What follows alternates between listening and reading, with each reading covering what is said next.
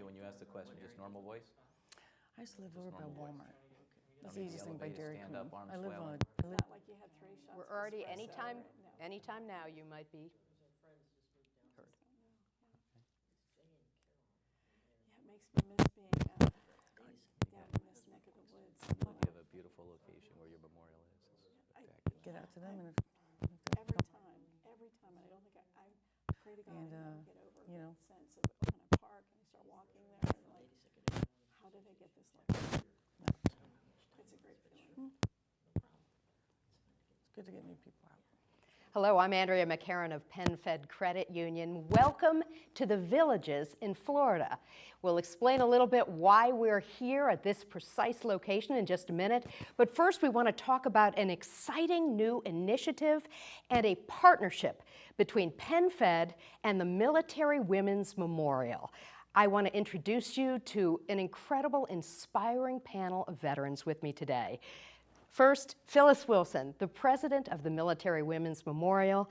If you are not yet familiar with it, you will want to be, and you will want to help us spread the word. It is an inspiring place right at the ceremonial entryway to Arlington National Cemetery in the Washington, D.C. area.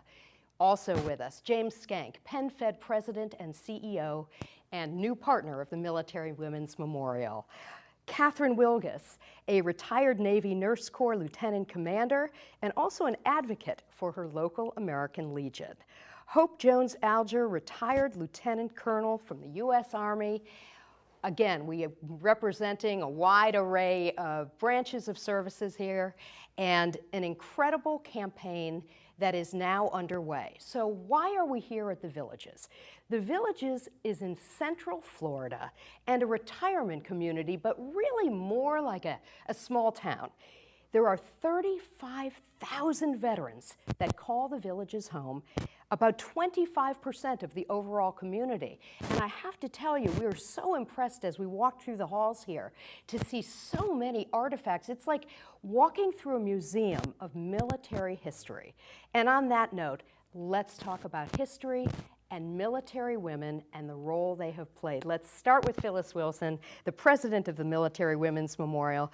Phyllis, tell us about this new campaign and who we need to get involved. This is a call to action. It absolutely is. And of course, it's March 1st, so it's Women's History Month, and it's day one of that.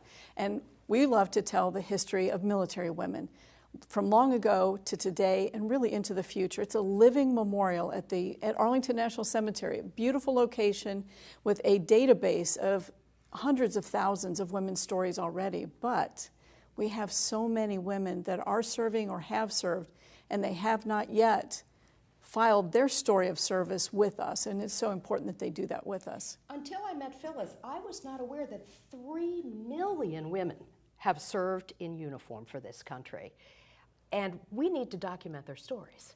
James Skank, president and CEO of PenFed Credit Union. Why is PenFed so passionate about this project? Because PenFed always supports women in leadership positions, and the Department of Defense is rich in women leaders. This campaign is so valuable. During my time in service, I've worked alongside so many outstanding women. Their story needs to be told. All right, Catherine Wilgus, tell me why you think it's so important. Now, you registered. Yes, ma'am. And then you brought your mom to the memorial. What happened next? Well, I actually asked my sister to join after I joined. And, The service. Correct. The Navy. Correct. Well, the memorial wall.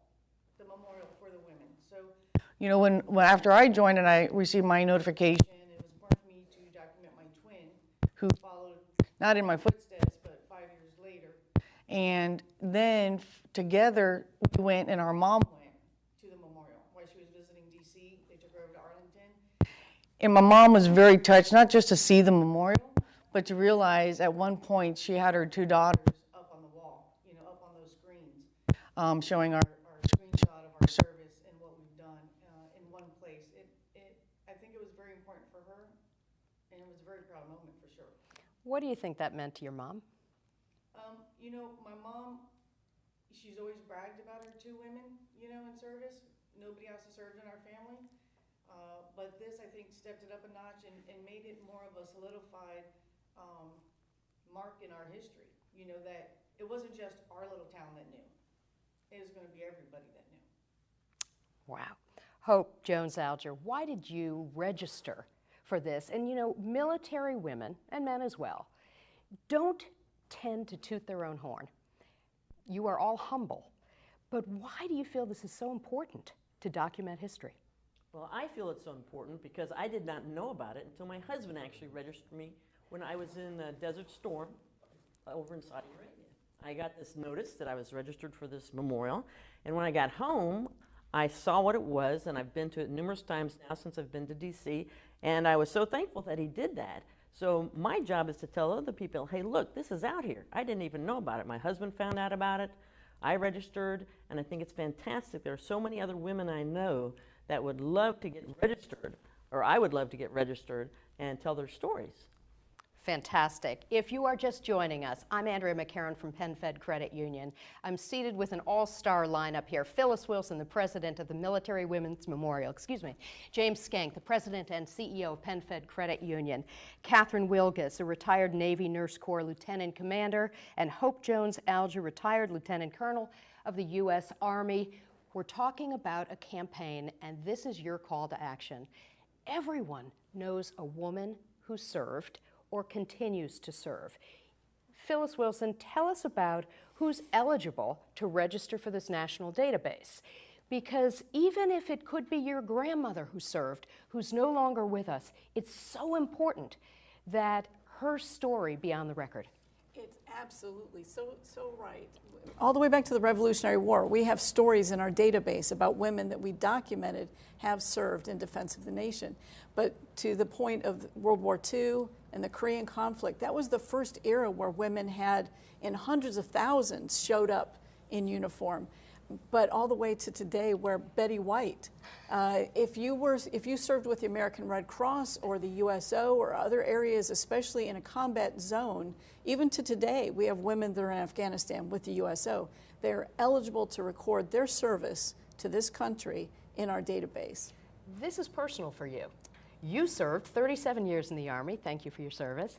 But you have family members as well. Tell us about why you're so passionate. You could have done everything when you transitioned.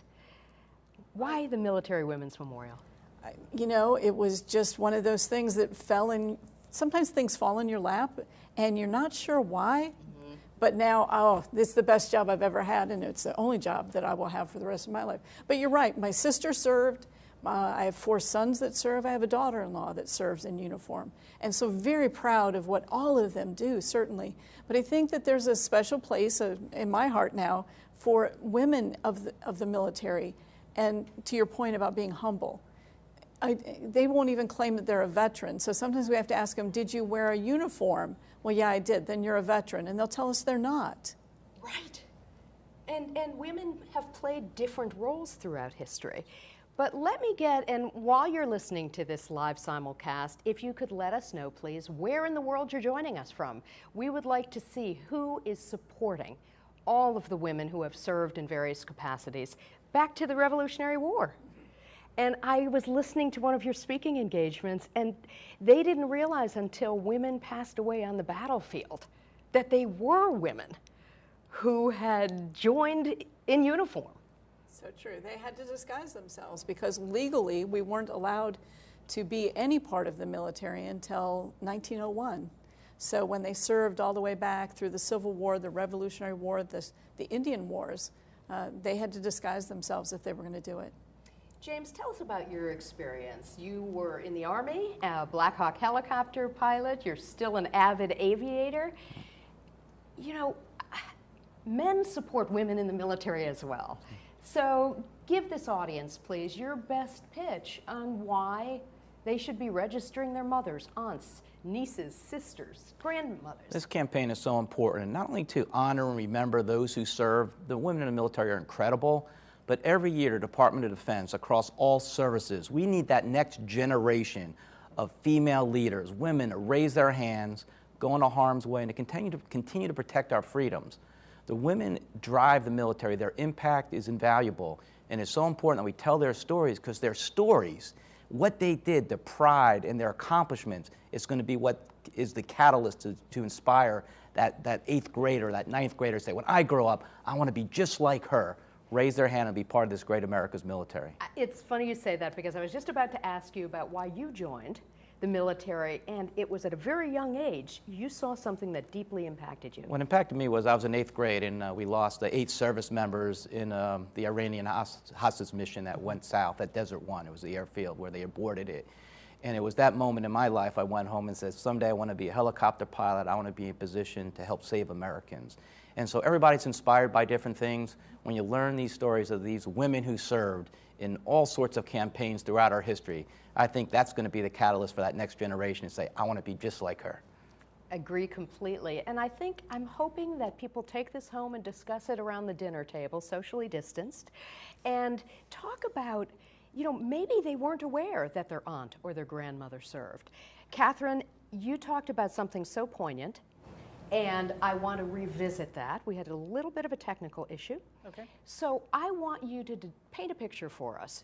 You brought your mom to the Military Women's Memorial in Arlington, Virginia, right at the gateway of Arlington National Cemetery, and she saw her 2 daughters' stories. You are one of the twins. Tell us about that moment for you and for your mom.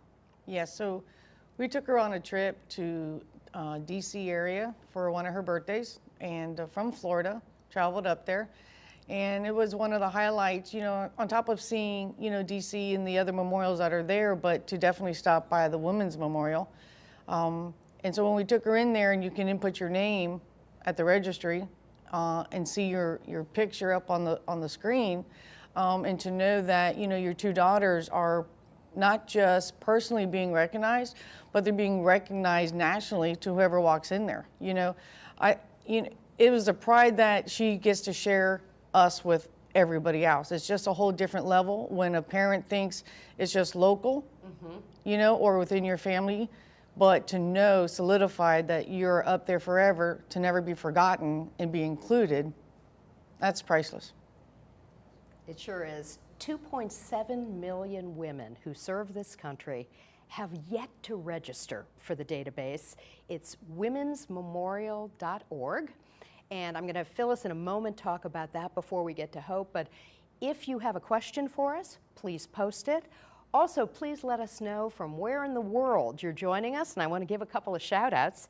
We are grateful to Catherine watching from Louisiana, Pamela from Columbia, South Carolina, Megan watching from Indianapolis, and Patty from Portsmouth, New Hampshire. And with that, we're going to turn back over to Hope. You live at least part-time at the Villages here in Florida. I had no idea, number one, that such a community existed, 35,000 veterans in this little village, and walking through here is like walking through the coolest military history museum. Why did you decide to move here? Tell us about the community and the incredible support. I know you're really active in your local veterans group as well. I am. I'm actually active in a few. And my husband is the one who found this. We live in Colorado. We live at 8,000 feet plus. So it's a little cold and we wanted to find a warm place. So we came down here on their little preview deals, and we found out they have they had the 82nd Airborne chapter down here. They have the Tri-County Women's Veterans here. So of course we're both retired military, so that was great. But then they have all the sports complexes down here. We do softball, we do pickleball, and we do golf. So he convinced me, well, I at least need to start coming down here. So we come down half-time, and as soon as he gets his way, we'll be here full-time. But I do have all my family in Colorado, so I like to go back there for at least the summer months. Totally understood. But it's now that I'm here, it's just overwhelmingly fantastic, especially with all the military support and people, the people you've done the same things as you, very, very, very compatible. All right, we're going to turn back to Phyllis for a moment. Everyone who has registered has told me the process not only was very easy, but cathartic. Tell me how one goes about registering their grandmother, who may have served during World War II. Tell me about, and in a different capacity, not on the battlefield, obviously. How does one go about learning more? Sure. It's so easy, and we've tried to make it even easier over the last couple of weeks. We've highlighted a way to, you have to create an account. Whether you're a friend of the memorial or you're a military woman, you create an account for starters. So once you've created that account, which is your name, your zip code, an email address, and you choose your password, you're done. You have created the account. Now you can go in and you can search for a servicewoman, which we always encourage people to do first. You never know, your grandmother may already be registered. And so rather than starting the whole registration process, go ahead and search first under maiden name and married name and see if you can find that individual. Also, if you are a woman that has served and you're trying to find one of the women that you served with and you've lost touch, if she's registered with us, while we won't give you her contact information, we will reach out to her and say, Hope is trying to reach you. But what an opportunity. Exactly. So, well, just to clarify, okay, I did not serve, but do I create an account to search to see if my family members may have? Absolutely, and also to donate, because we're a charity. Right. So yes, you can create an account and you can set up recurring monthly payments, donations if you choose, or a single time. But certainly you can search, and if you are a woman that has served, once you've created that account, there's special, once you said yes, you are a servicewoman, you'll have new fields only for you as a servicewoman to register. But there is a way for anybody that has, whether you've served or not, to go in and register somebody else. I've registered other people, including Betty White. Golden Girls, Betty White, at 99 years of age, we've just registered her story of service from World War II. And she served in a voluntary corps. It's the acronyms. We were talking about that. Women's Voluntary Service, yes. So someone like that may not even realize that we want them to stand up and be counted. Awesome. One thing I noticed, James, you've been to this memorial. I think a lot of people don't realize so many visitors to the DC area go to Arlington National Cemetery and they look to the right at the entranceway and they see this beautiful building that's open during the pandemic. So I know Arlington's a very special place, and I think you'd agree that we want people to add the Women's Memorial. We want everybody who served. If you're a woman and you serve, you need to be registered. It is a national resource, and it's for America and it's for you. So let's get everybody out. Let's see if our sisters served, or our mother served, or our grandmother served. Let's get them registered. It's really a national treasure. But that property is so impactful because of what it means to be an American and to volunteer to go to help protect other Americans. That's what's really great about our democracy and what keeps us free. It's America's military. And American women who serve in the military, they get no better. I'm very proud of all of them. Awesome. And Catherine, you're very passionate about service. Yes, ma'am. And it touches your heart. Yes, ma'am. What is it about your service that you certainly don't regret? Why was it so meaningful for you? I grew up on MASH. It sounds weird, but I grew up on MASH, and I ended up becoming a nurse. And I was on, yes, correct. And I was an operating room nurse. On MASH, the television show. Okay, I was like, okay, she ate MASH. Oh, no. MASH was a fabulous show. Yes, and I became an operating room nurse. And so there was that, streamlined familiarity to it. And I wanted to help people. But Catherine, don't you wonder, I mean, MASH was iconic. Don't you wonder how many little girls like you watched that show and wanted to serve? Yeah, they got me. So, I'm very proud to have served, to be the first in the family, if you will. And I think that I'm so honored to listen to you, and thank you. Because we need strong women to portray and to be told and learn of what was already gone in front of them, to give them the right and the option to know you can do this, and it doesn't matter. Our fields are way open nowadays, in all branches and all specialties, and even in combat. And so, I think that it's important that women, we recognize, we acknowledge our service, and share our service with everybody as wide as we can. And one of the things I was listening to Phyllis about in this whole challenge, I think that everybody listening, we should, if you haven't joined, you should make it a commitment to get 5 other women to join. If you had a sponsor, type of a sponsor, say, why did you join? Because I was pulled there. You know, and if we do that, then we'd make our numbers. It is only then that we reach out and we grab that person and we want them to be recognized. It's okay to be recognized. Okay, I love that, Catherine. We're going to issue a challenge. Put on all of your social media with the link to the Women's Memorial, soliciting women who served in all branches of service, in all eras, and let's see if we can get to those 2.7 million women. Maybe 5 women at a time. It's the Catherine Challenge, to get 5 women veterans. Even if they're not in your family, I bet they're in your networks.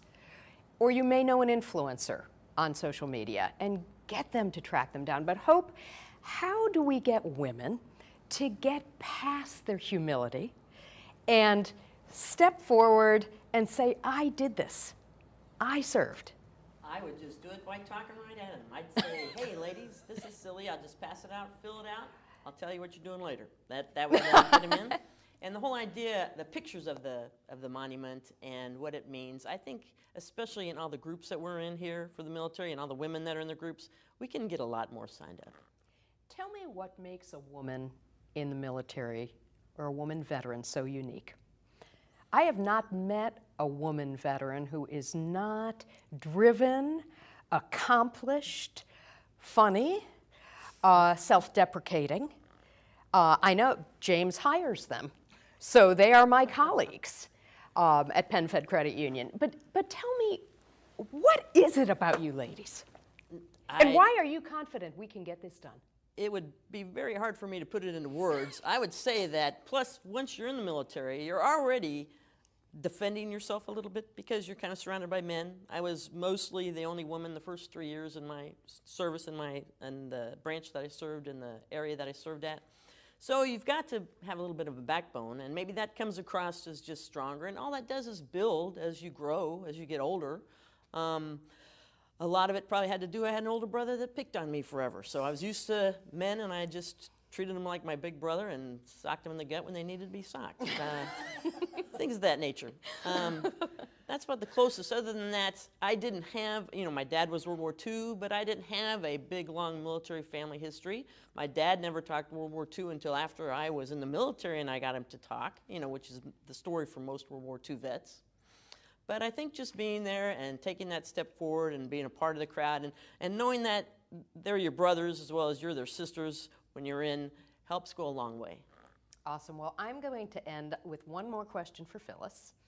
And that is, I didn't realize until I heard you speak about the strong connection with Ruth Bader Ginsburg, the late Supreme Court Justice, and her impact on women in the military.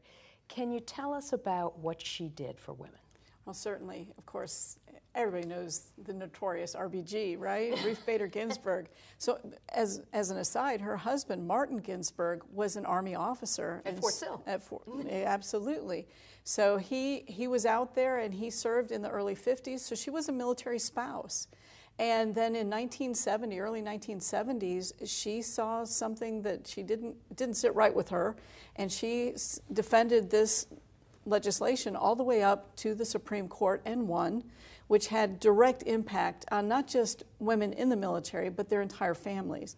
Into the 90s, when Virginia Military Institute was still an all-male institution, and somebody was going to take that case. She took it. It did not make it to the Supreme Court because they realized it was Ruth Bader Ginsburg that was bringing it. And they were like, okay, yeah. VMI said, and so women have been going to Virginia Military Institute since. So when she passed away last fall, and she had visited and spoken at the Women's Memorial in times past, we have lovely photos and notes written by her to the memorial. And so we made a snap decision when we knew the date she was going to be laid to rest in Arlington beside her husband. We draped the memorial in black, and we had an officer and an enlisted woman from each of the 6 services, including the new Space Force, out front in dress uniforms, popping the smartest salute as her motorcade passed by. Love it. What a beautiful way to end a very productive conversation. We thank you, Phyllis, for that and all you do. Want to make sure our audience knows womensmemorial.org If you can't get to DC anytime soon, you want to put it on a future visit list, but there's so many resources online. It's a wonderful, and for educators out there, a wonderful walk through history, not just women's military history, history. It's a wonderful resource. So Phyllis, James, Catherine, Hope, thank you all so much for joining us. Thank you as well, and the challenge is on. Let's get to 2.7 million women who need to register their her stories on this national database. Have a great day.